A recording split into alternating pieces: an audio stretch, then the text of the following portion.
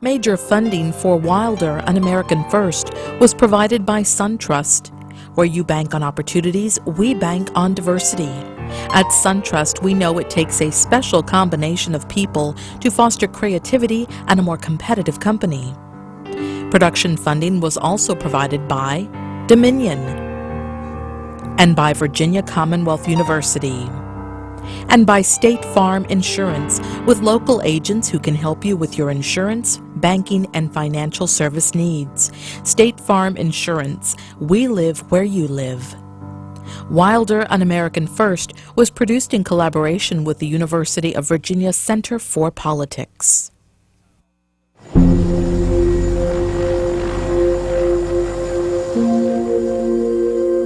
In January of 1990, Lawrence Douglas Wilder, the grandson of slaves, stood poised to become America's first elected African-American governor. That he was the first made it an historic victory. That it happened in Virginia made it truly remarkable. Suddenly, it was just Doug and I said, "What are you thinking right now?" And he said, "I'm thinking of all the people who've helped me in my past." He mentioned his parents, just clear-eyed, calm, knowing what was going before him. And then a state policeman stuck his head in the door and said, "It's time, Governor." Just remember him still walking up the ramp to the platform and feeling that history would never be the same.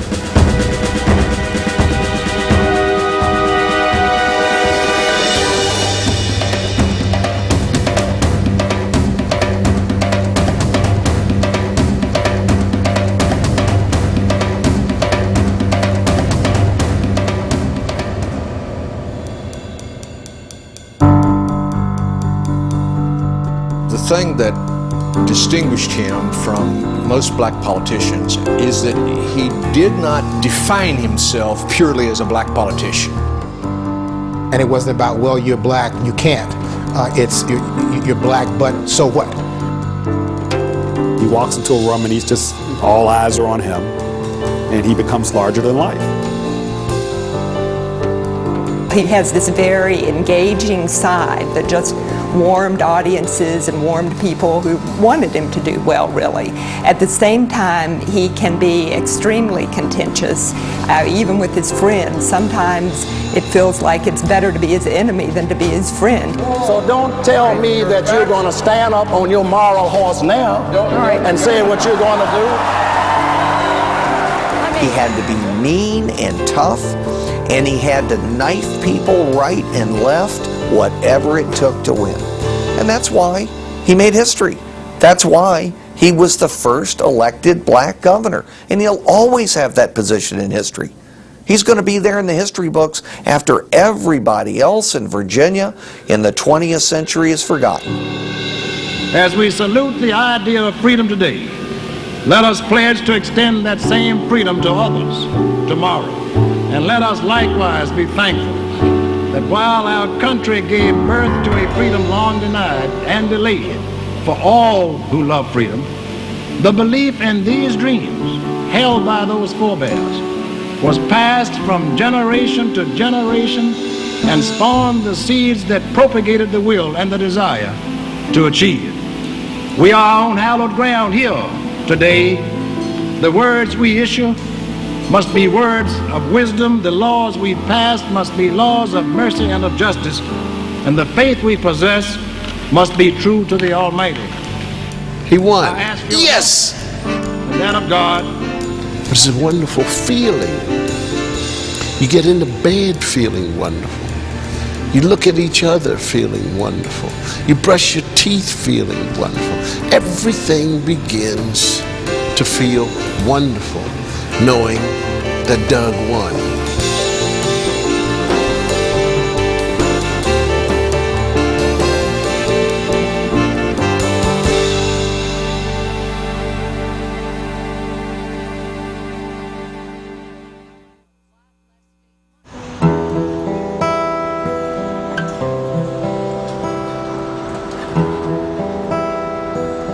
The inauguration of Doug Wilder in the former capital of the Confederacy made him one of the world's most powerful black politicians.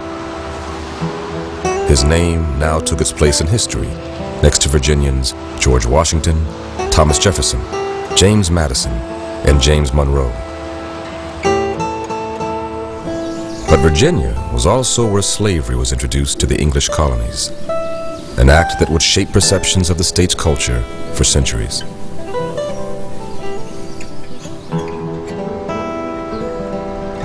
On a farm in Henrico County, north of Richmond, James W. Wilder married Agnes Johnson on April 25, 1856. There was little celebration to mark the happy occasion. James and Agnes were slaves. This is the kind of thing you wonder how anybody ever overcomes this. They were sold separately and parted for several years, and then after the emancipation, they were reunited and managed, with the absence of any education at all, to raise 13 children, buy a house, so that when Doug's father, Robert, who was one of the 13 children, got married, they moved into that house on Church Hill.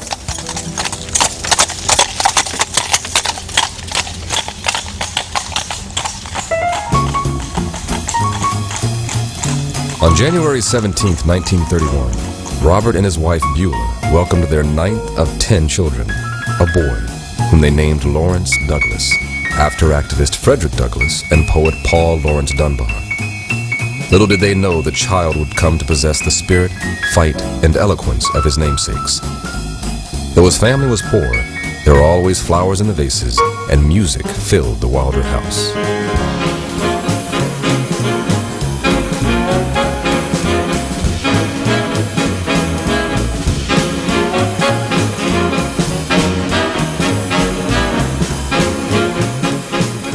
We had a lot of fun.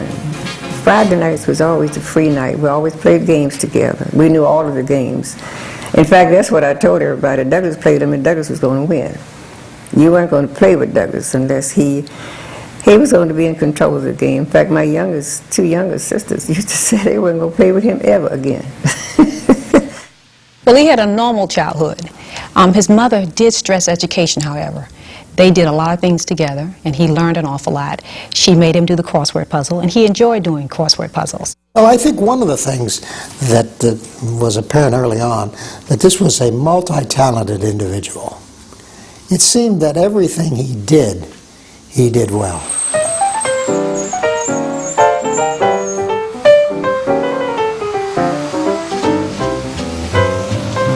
As young Douglas Wilder moved with ease through his Churchill neighborhood, he would learn that all of Richmond was not as accessible to him. While riding on segregated streetcars or on a shopping trip downtown with his mother, Douglas was angered by the limitations put on him by the color of his skin. It bothered me more, though, when we would go up to buy clothes, and you'd have to guess at size because you couldn't try the clothes on, and you couldn't try the suit on, you couldn't try the pants on. And so, being a growing boy, your mother's going to always buy clothes bigger than you would want to wear anyway. I said, these don't fit you. I understand. Well, can we try? No, we can't try them on. And I never could understand it. As a matter of fact, I never have understood it. After graduating from high school in 1947, Wilder wanted to join the Navy, but was underage, and his mother refused to sign for him. Instead, he entered Virginia Union University in Richmond with plans to major in chemistry. Wilder paid his way by working in the dining room at the segregated John Marshall Hotel.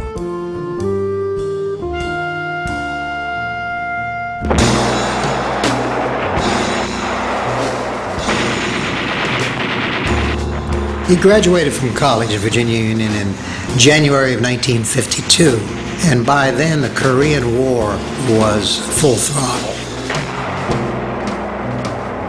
Doug thought about enlisting, but before he could get around to making up his mind, he was drafted. This was an army that has been integrated. So blacks were serving side by side with whites for the first time, really.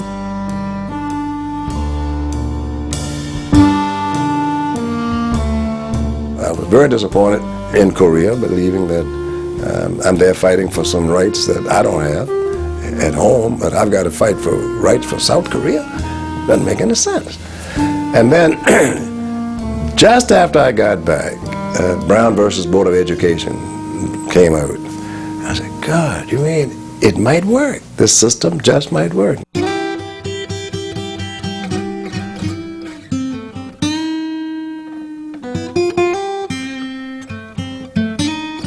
In 1954, Virginia and its tradition of segregation were thrown into upheaval. The Supreme Court ruled in Brown versus the Topeka Board of Education that separate but equal was unconstitutional and ordered the integration of the nation's schools. Energized by the ruling, Wilder made up his mind to attend law school in Washington, D.C. And Howard University, of course, at the time Doug Wilder went to law school there, was a place that had been the cradle of the Brown decision with the lawyers there at the law school. And so he was part of all that ferment and was there in that particular place. And I'm sure that it had great influence on his experience at that time. Wilder graduated and was the only African American in Virginia to pass the state bar exam in 1959. He headed back home to Richmond, but did not arrive alone. Wilder had married Eunice Montgomery the previous year, and they soon celebrated the birth of their first child, a daughter they named Lynn. Rather than sign on to work with one of Richmond's respected black attorneys, Wilder hung out his own shingle on an office over Ike's Shrimp House in Church Hill. It didn't take long, though, for him to start attracting his own clients. And he pretty much had a criminal practice because, as he said, a lot of the people who lived on Church Hill were being arrested, sometimes for crimes that they did not commit. And as the reputation got around Church Hill that Doug Wilder, a local boy, would be a good person to call when you're in trouble, his list of clients expanded.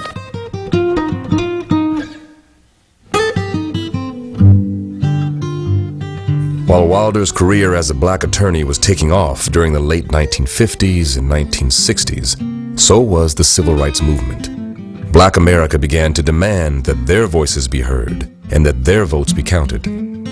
As demonstrators were beaten by police and cities were set afire, Doug Wilder became the agent for the NAACP in Richmond and continued to concentrate on his law practice. I really don't think civil rights has been a great motivating force in his life. I mean, I think personal achievement is a motivating force. I think he appreciates the finer things of life and has wanted to be able to have a life that is built around those. He preaches hard work and pulling yourself up from the bootstraps and all those things, and he certainly is interested in the advancement of African Americans, but it's not like the civil rights movement was a central part of his history or his coming of age in Richmond or his building a law firm here. If we go back and look at what was happening, particularly the mid and latter part of the 1960s, we were really at the ending phase of what was then called the modern civil rights movement. And Doug Wilder has never been a person to promote symbolism.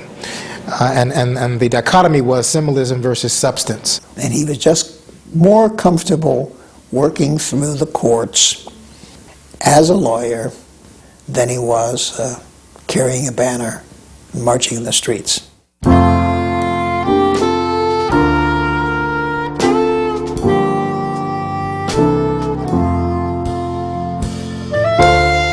half a century, the powerful Democratic Senator Harry Flood Byrd and his conservative organization known as the Byrd Machine controlled Virginia politics.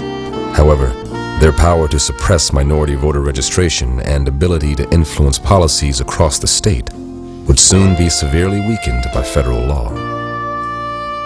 The Voting Rights Act of 1965 was the single most effective piece of civil rights legislation ever passed.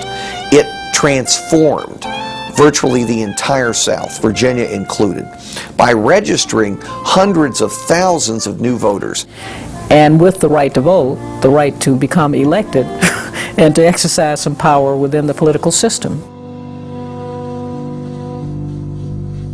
With the doors open to run for office, Doug Wilder decided it was time to make a change and announced his candidacy for state senator in 1969. Wilder's victory over two white opponents was the first display of a gutsy political courage that would become a Wilder trademark and made him the first African American in the Virginia Senate since Reconstruction. When Doug Wilder came in, being a trial lawyer, being a great debater, think of Johnny Cochran 25 years ago and think of Doug Wilder on the floor of the Senate. That's what it was, and they weren't used to that. Here was a new type of black politician. He was a lawyer, he was very articulate, he was young, he was dynamic, he knew how to handle himself, and this was looked upon, I think, rather quickly as going to be an increasing asset for the Democratic Party. They probably didn't know all the barbs and slings and arrows that would come with it, but I think that's the way they saw it even in 1970 when he first came in.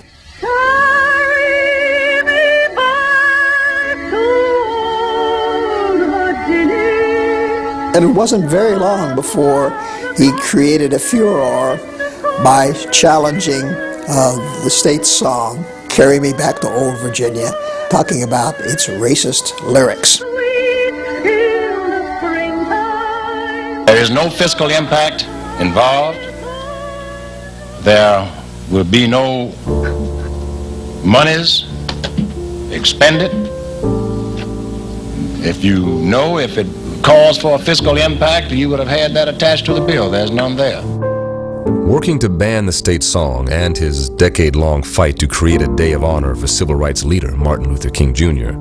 did not endear Wilder to many in the Old Dominion. Considering the philosophy, the intentions, and the cause of Martin Luther King, I think it would be a disgrace to God Almighty, and not only Virginia, but to our country, to honor such a scum. Sure, I got all kinds of calls and threats, but those things are, I've been to Korea. I was lucky enough to come back from there. By that time, I felt I was Teflon in terms of, not impervious necessarily, but I didn't care about it.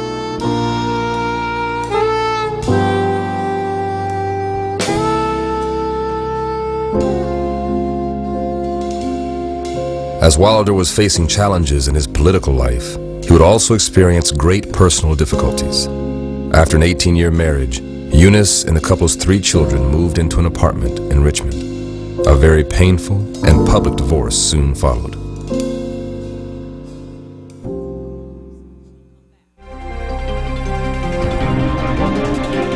Wilder fought through his personal problems and then through the ranks of the Democratic Party. After more than a decade in the state Senate, he was a true player at the state level. In a 1981 newspaper poll, Wilder was ranked the 5th most influential senator in Virginia, and his place as the most powerful black politician in the Commonwealth gave him even more leverage.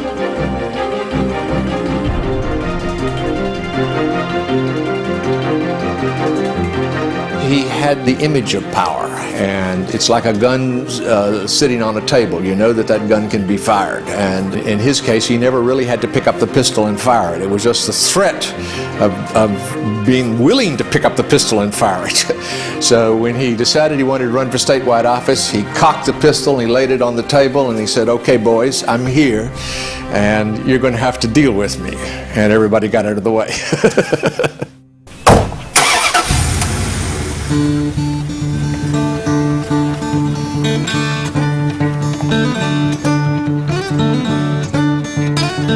In August of 1985, Doug Wilder, now the Democratic candidate for lieutenant governor, and his 3 closest advisors loaded into a station wagon and disappeared into the Virginia countryside in search of votes.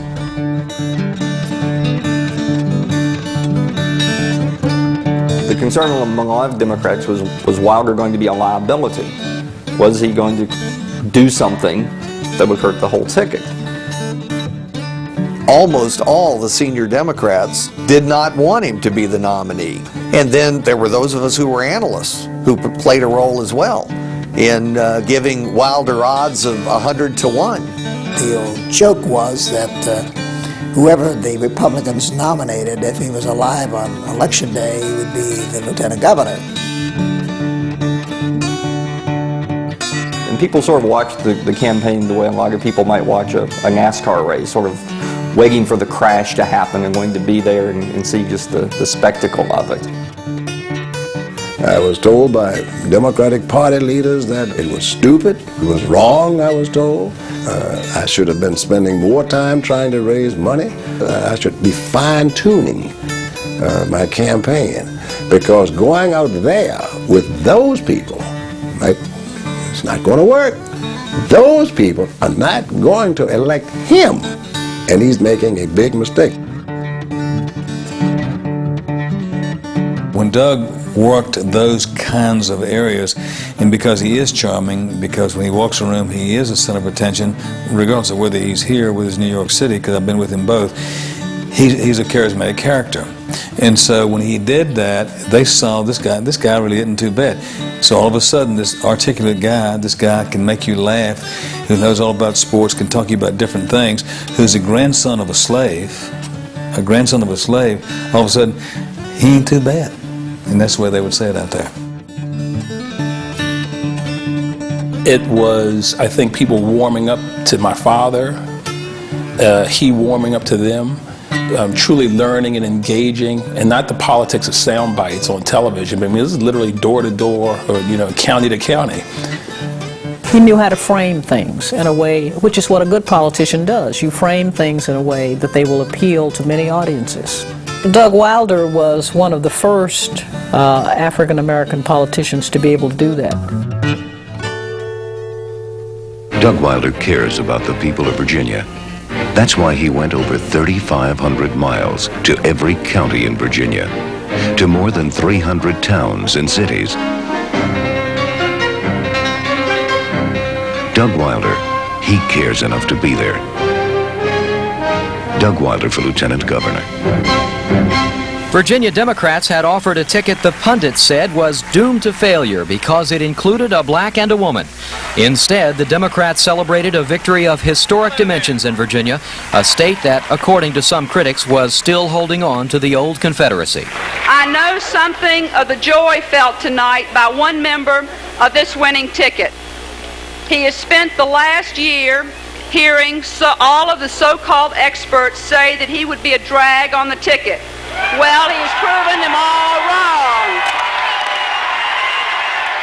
Richmond lawyer Douglas Wilder, the grandson of a slave, a man who once waited tables at the Hotel John Marshall, would be Virginia's next lieutenant governor. I could only hope that my mother and father were here to witness this moment, but I can see my mother's face as clearly as if she were, and she would tell me, "Don't let your head get too big."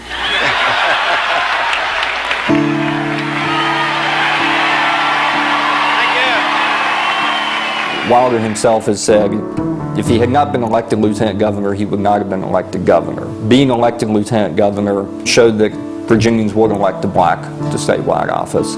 It gave Virginians 4 years to sort of get to know Doug Wilder, become comfortable with him.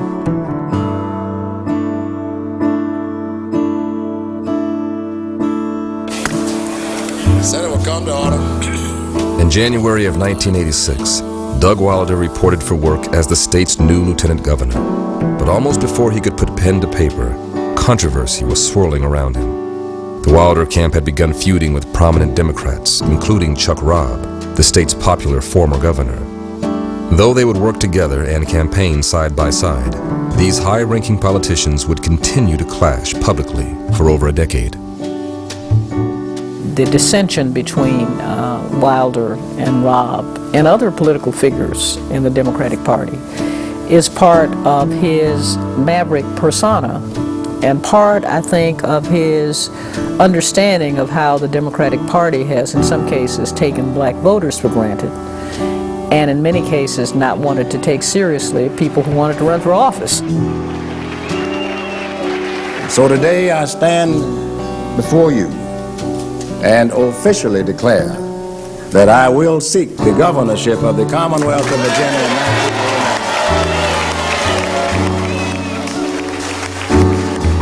Few few Democrats or Republicans felt a black candidate could win a race for governor in the state of Virginia. History was not on Wilder's side either.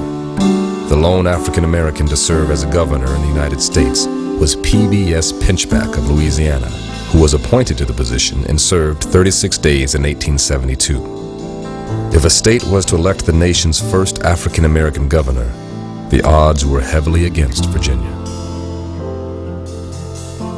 Here we are in Virginia, an African American running for the governorship. And some people view the governorship, back then especially, as being anointed by still the King of England. I mean, it's just a lot of old history here becoming unraveled.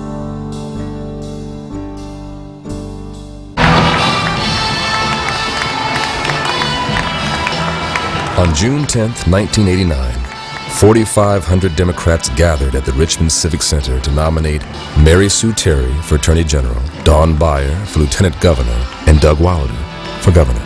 Do I think Doug Wilder is independent? Yes, I do. I'm back in Doug Wilder's corner in 1989 because it's important to everyone in this convention hall that we elect him the next governor of the Commonwealth of Virginia.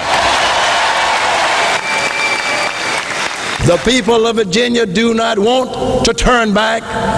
They know Virginia is moving in the right direction. They want to continue our progress and our prosperity. And that is why I am confident they will elect another Virginia Democrat to serve as their governor.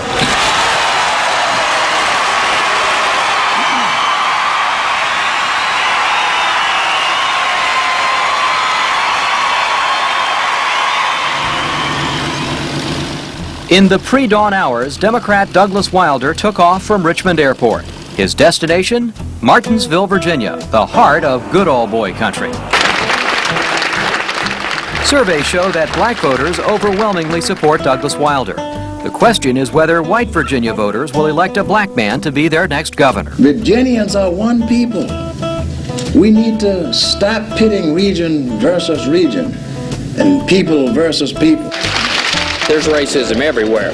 Well, I would hope that after this breakfast this morning that a signal has gone out that yes, white conservative Democrats are going to support Doug Wilder. You completely behind him? Oh, yes. He's running on a Democratic ticket, isn't he? Wilder knows he needs people like Philpott to win a statewide campaign.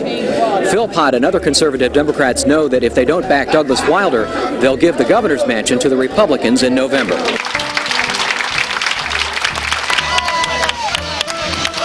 Marshall Coleman, the Republican nominee and former Virginia Attorney General, started the race with an early lead and focused his campaign on public safety and criminal justice, including the death penalty. His name, Douglas Wilder. Coleman's staff attacked Wilder's personal problems, which they described as character issues. This is the row house owned by Douglas Wilder, twice cited for housing code violations. Wouldn't you think a millionaire with 2 Mercedes in his garage could have spent a few dollars to make the property safe for neighborhood children? And is that the kind of man we want for governor?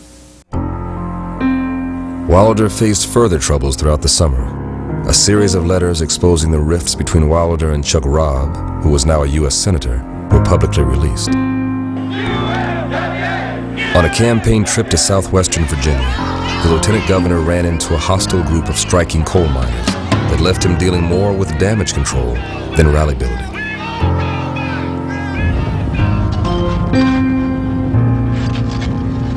But the biggest potential blow would again focus on race, as a wave of racial violence swept the ocean front of Virginia Beach during the annual Greek Fest. The violence destroyed much of the perceived improvement in relations between whites and blacks in Virginia, and hurt Wilder's efforts to keep issues of race out of the election. As the summer came to an end, the Wilder campaign had taken a series of blows, yet their candidate was still standing. Coleman's lead in the polls had grown but was not out of reach, and now it was Wilder's turn to strike.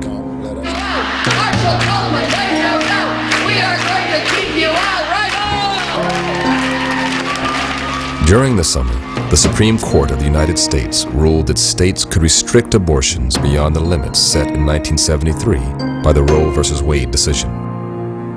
You had that Supreme Court decision in the summer, which gave Wilder a great issue. On the issue of abortion, Marshall Coleman wants to take away your right to choose and give it to the politicians. He wants to go back to outlawing abortion, even in cases of rape and incest.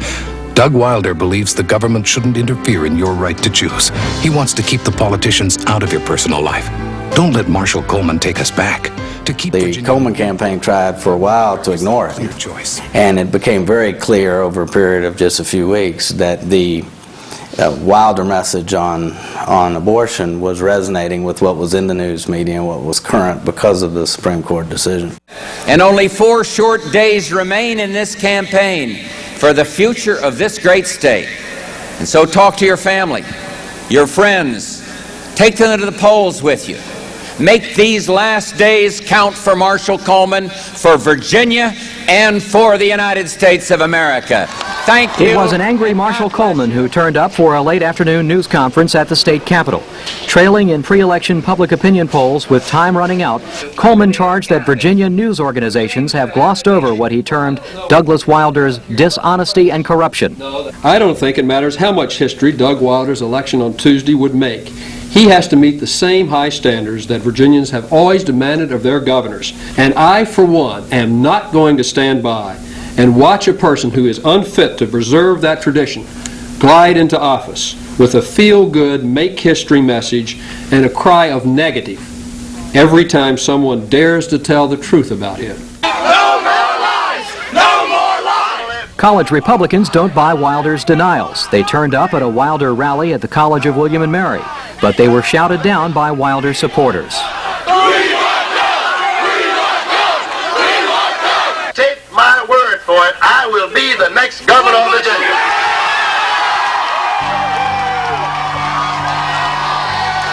The day of the election, the exit polls showed him winning by 10%, which was a landslide. And I remember very well the night of the election going over to the Marriott Hotel and arriving, and it was really a huge celebration. It was, people just couldn't believe he was going to win by a landslide. It was, you know, they were really just joyous. And it was like history was really being rewritten in Virginia. At 8:39 p.m., the wire services showed Wilder had taken a slight lead in the vote total for the first time. By 9 p.m., the gap had jumped to almost 20,000 votes. The rout was on. For 45 minutes, Wilder maintained a lead of at least 20,000 votes. Then, the stream of numbers abruptly stopped. And the reporters went down to the floor under where the main ballroom was, and they were sort of being able to watch televisions and seeing these results came in. And when AP started reporting the results again, they were very, very close. It wasn't any landslide election. It was very tight. And so there was sort of this disconnect with people upstairs celebrating and people downstairs realizing this was not what the people upstairs thought. At 10:37, word came that several precincts had been counted twice. The corrected total had cut Wilder's lead to just less than 6,500 votes, under 1% of the total. And so we kept waiting for the expected to happen, for Wilder to win easily. And it wasn't happening. And we kept thinking, well, maybe with another 10% of the vote. Maybe with another 10% of the vote. I'll tell you one person, maybe the only person who wasn't all that surprised, I'm convinced, was Doug Wilder. All along, he knew it was going to be close. He just knew. He knew. He knew because he'd lived his life in Virginia. While he trusted Virginia to elect him, he knew it wasn't going to be a landslide. Shortly after 11 p.m., Wilder made his way to the ballroom. There was no word of concession from Coleman, but Wilder had maintained his lead of several thousand votes. He came up to me and asked, what does it look like? Do you think this lead will hold? Because it was infinitesimal at the time. And I just looked at all the precincts and I said, Governor, because you are governor, I believe it will hold. 5,000 votes isn't much, but it's a lot of votes when you go to look for them. am here to claim to be the next governor of Virginia. But that claim may not hold up. We don't yet know what the outcome is. Wilder has only a whisper of a lead, and a recount appears inevitable. Something went terribly wrong tonight, and I'm afraid that whole issue of race prevented Doug Wilder from getting the number of votes that he did get tonight. Wilder refused to make race an issue during the campaign, and he refused to make it one last night as well. Whatever role it may have played, it wasn't enough to deny me the election.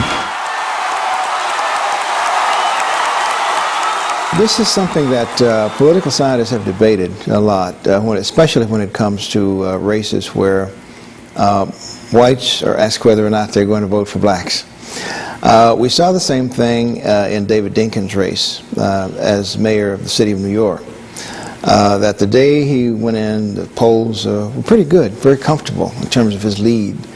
And yet, as the day wore on, it narrowed and narrowed and narrowed. So I think a lot of people get in, they say they're going to vote for a black candidate, but then when it comes to the moment of actually deciding, some of them decide not to do it. The two stars of today's gathering had made history. Doug Wilder, the first elected black governor, and David Dinkins, the first black mayor of New York. Senate Majority Leader George Mitchell called it a victory for the country. Americans are prepared to accept candidates on the basis of their individual talent, dedication, and willingness to work hard. When it became official that Doug Wilder had won, I thought that it was historic because it meant for me, since I'd been writing about the history of politics and what the vote meant to African Americans in holding office, that we finally would get a chance to see what happened when a black person held a statewide office like that, and we'd get to see how much difference it made, if any. And if it didn't make any, we'd get to figure out why and what else we needed to do. But we needed to have him win in order for us to get to that point. So it really was crucial for the African American community. I remember clearly Tim stating in a conversation to Governor Wilder, and says, yeah, you know, if this state is smart enough to elect you as governor, I'm moving back to Virginia, my home. And once he got elected, I looked for a house. I don't think in terms of proud, the United States of America still has too many warts. You just feel good. And then you wake up in the morning and you feel good about this man. And then you're thankful to the state of Virginia, warts and all.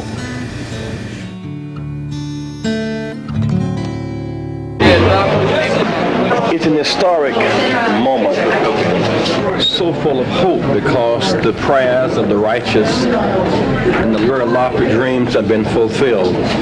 As I watched the people in Berlin as walls came down with a great sense of ecstasy, I have a sense of how that feels, because this is the state where the slave ships landed, and to go from the hull of a slave ship to governor of the state is a great American story. It's a great world story, and it casts light and not shadows. And so if people will work hard and diligently and vote their hopes and not their fears, we'll keep on breaking down barriers and making America better and keeping America strong.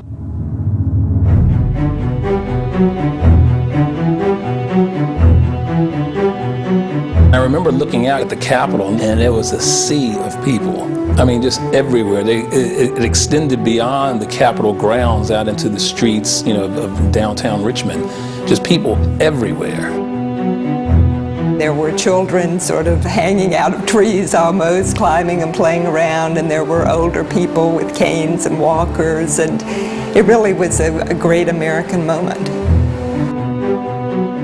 We mark today not a victory of party or the accomplishments of an individual, but the triumph of an idea. You could just sense It is that the all eyes idea were on expressed Virginia. so eloquently. Some days just feel like history. They smell like it, they look like it, they taste like it, and this was one of those. The idea that all men are created equal, that they are endowed by their Creator with certain inalienable rights, the right to life, liberty, and the pursuit of happiness. It was a tremendous big deal for Virginia, for America. It showed what we mouth as our beliefs and principles were not empty promises. That pride does burst forth and lifts my voice and my spirit to acclaim, so that I can say to you today that I am a son of Virginia. Thank you, and God bless all of you.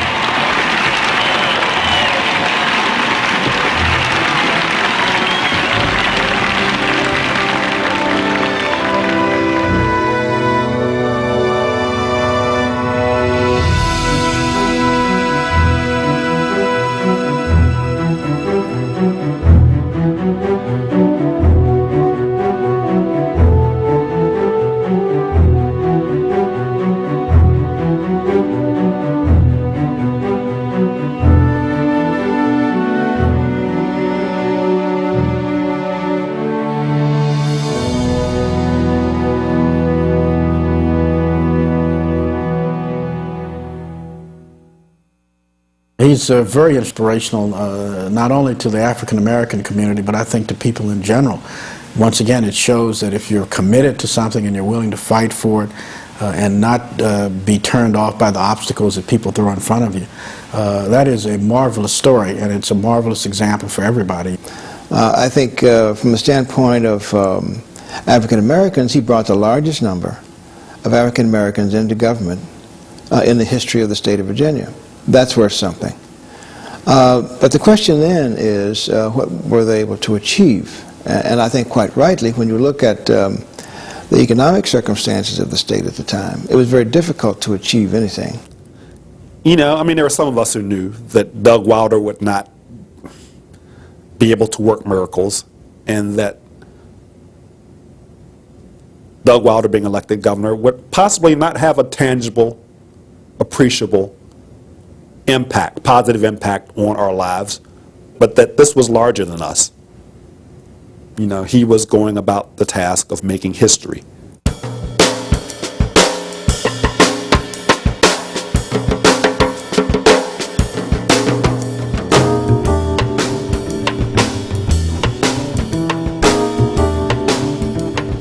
As one of the highest elected black officials in the world, Doug Wilder became an international icon. He was treated as royalty on his travels and drew enormous crowds on the African continent. The most impressive sight that we had was in northern Nigeria. We went up to Kwano State. And we were told by the U.S. ambassador to Nigeria not to go there because, one, it was a Muslim holiday, that no one would be there to visit him, and that it really wasn't worth his time. And that just made me want to go more. And we showed up, and there was a parade of 30,000 people on the sidelines just waiting for us to drive by.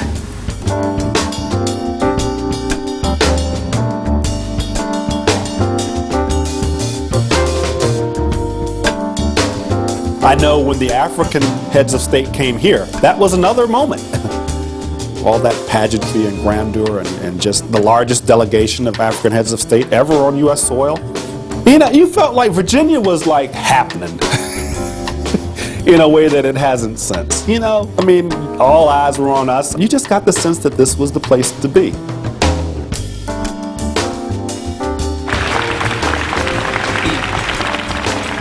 As someone who has fought for positive change and the American dream for all these years, I have decided to run for the presidency of the United States in 1992. And I have to admit that I was one of the few people that really did want him to run for president, because I thought that he automatically had a national platform by virtue of his historic win for governor, and the fact that his campaign had really touched so many people. wouldn't have never dreamed that I was riding on the back of the bus and going to an all-black school and living and couldn't have a drink of water in the fountains at restaurants or stores downtown. I would not have even imagined. That's why it's such a fantastic thrill for me as a native of this community to see what has happened not only with the aspirations of an African American for president, but that the community has advanced so much in such a short time. One day into his run for the presidency, Governor Doug Wilder isn't wasting any time contacting some longtime friends. I just want to say congratulations to Governor Wilder, and I wish him much success as he declares for the presidency of the United States. Thank you so much. Race relations are not where they were just a couple of years ago in this nation, and we need healing.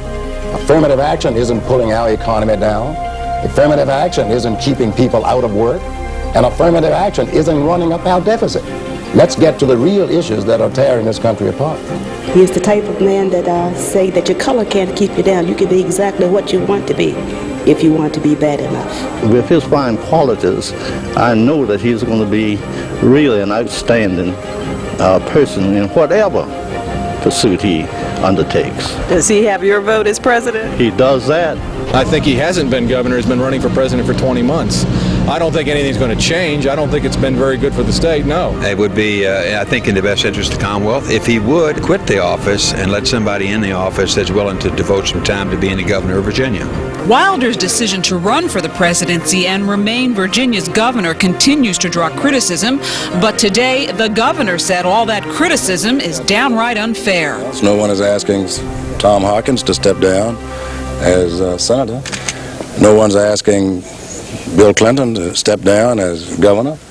No one has ever asked anyone to step down and to resign before, and someone said, well, why are they asking you now? I said, you'll have to ask those people, and why it's in their minds that a double standard should be applied in my case. As extraordinary as his timing was in his ascension and knowing when to strike and when to make the move to become both lieutenant governor and governor, I think his timing was off, from that point on, from a political standpoint.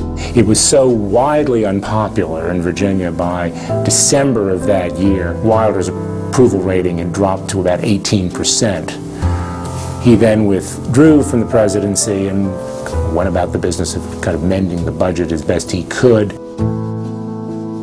Adding to his falling approval rating, the conflicts between Wilder and Robb erupted yet again.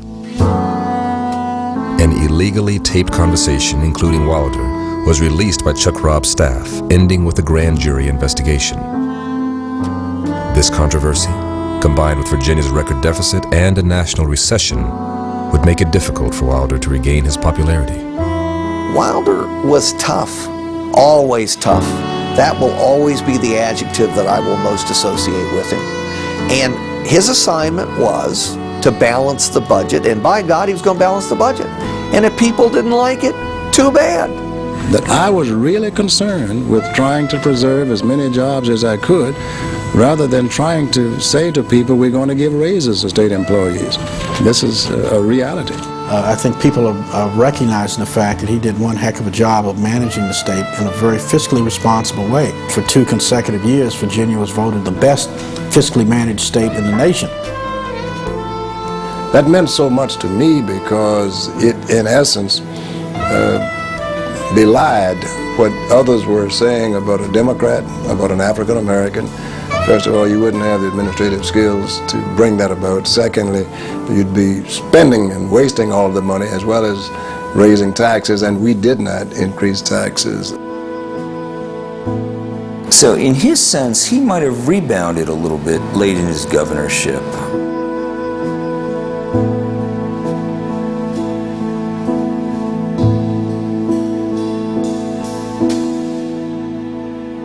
Do you think you had something special to prove as the first elected African-American governor? Yes, I do. For people who, particularly African Americans or minorities, it says, don't ever say they can't do it because of that. They can do it, they can do just as good a job as anyone else if they are given the chance.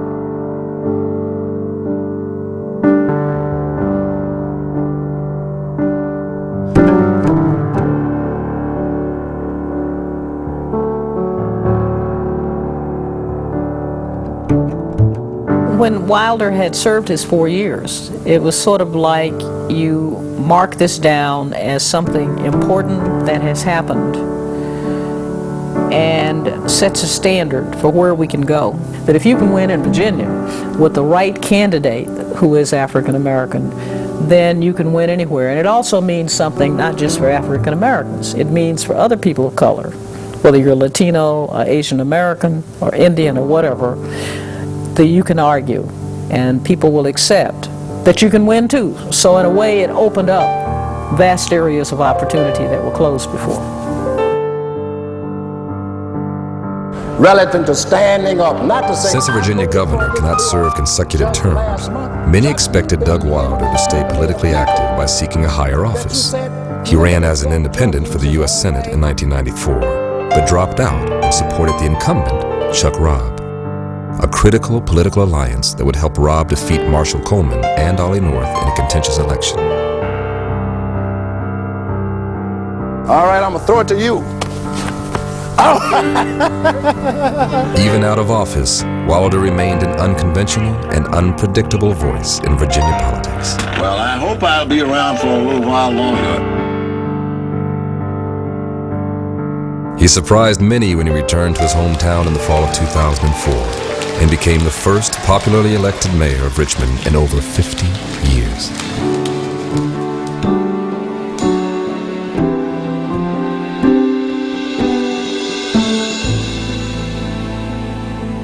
I think Governor Wilder, in 1992, he was still governor. He traveled to the Goree Islands in Africa, West Africa, and that's when he decided that he wanted to build a National Slavery Museum.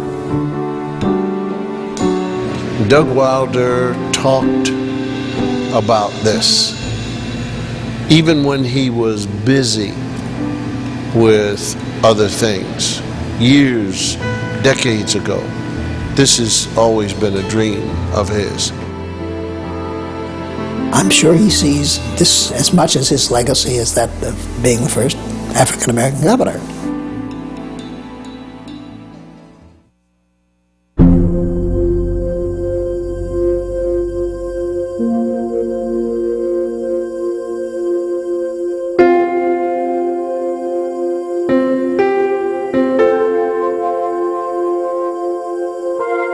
I think Doug Wilder will always be remembered as an historic figure, as somebody who rose against the odds and did what they said couldn't be done. Somebody who showed a framework for how to get elected, a minority to get elected, and that framework was that you have to be a candidate for all people.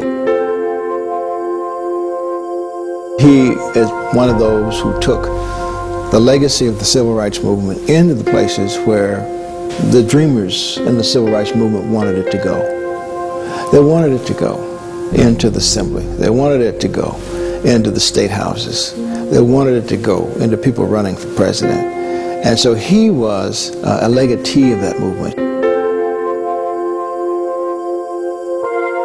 Nothing could ever change what he's accomplished. Nothing could ever change both what it took for him to mount that summit, and nothing can ever change the way he proved that the color of a person's skin has nothing to do with one's ability to govern. It's something to be proud of.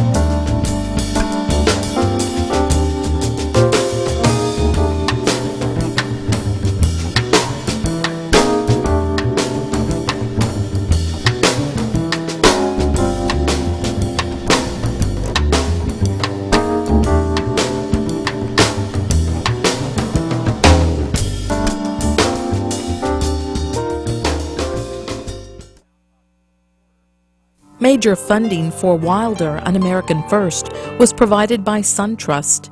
Where you bank on opportunities, we bank on diversity. At SunTrust, we know it takes a special combination of people to foster creativity and a more competitive company.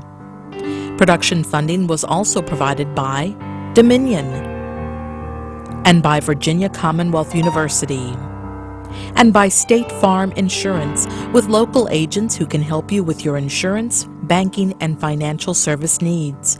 State Farm Insurance. We live where you live. Wilder, An American First was produced in collaboration with the University of Virginia Center for Politics.